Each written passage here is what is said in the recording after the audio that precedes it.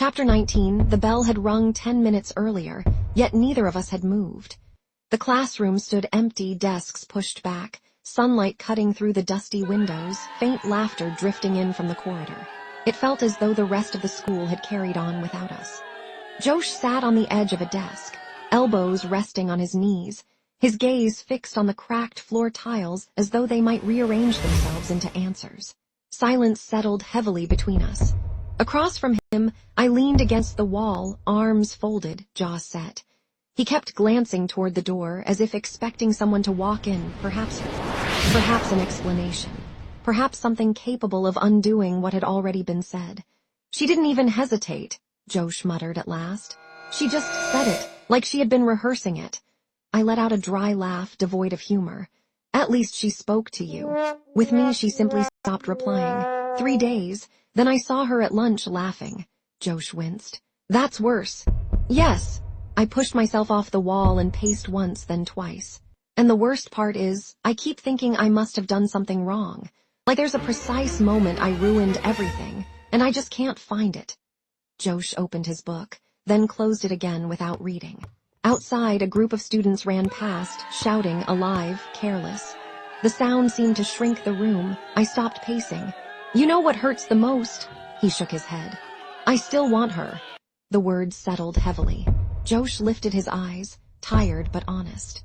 So do I for a moment. We remained in that truth, not angry, not entirely broken, but suspended in that uneasy space between confusion and acceptance, where everything still feels as though it might somehow mend itself. Then the bell rang again. I woke up. The dream had felt real, unsettlingly so, yet reality remained unaltered. Josh and I had not spoken in days. Ever since Kayla had talked to him, he had kept his distance. Ronix, it's already lunchtime, Sammy reminded me. I nodded, indicating I would join them later. At the doorway, I caught Josh watching me. His stare carried something unmistakable, resentment, perhaps even warning. I chose to ignore it. Whatever lay between us now was his to confront. Later that Friday evening, during prep, I sat alone in a corner of the classroom. I had decided to speak to Joan one final time. If nothing else, her words might offer clarity, if not closure. An hour passed. I pretended to read history notes I had no interest in. She did not come. Just as restlessness began to set in, Ronix. I turned. Joan stood there, quiet, composed, her hands clasped as though apologetic for her lateness. But she was not alone. Sarah stood beside her. At once, something in me sank. Silence gathered again, broken only by the faint creak of the window above. So this is it, Joan began, her tone measured, almost formal. Her composure felt deliberate. What is Sarah doing here? I asked, leaning back slightly. Joan avoided my gaze. Sarah kept her eyes lowered. Then Joan spoke clearly, firmly, conclusively. I had been playing them, she said, wasting their time, moving between them without regard. Sarah remained silent, yet her silence carried its own weight. It wasn't like that, I replied. I didn't play you. Neither of them believed me, and gradually neither did I. Because when I looked back honestly, without excuse, it was always me. Joan, Queen, Sarah, Marion, each time it led back.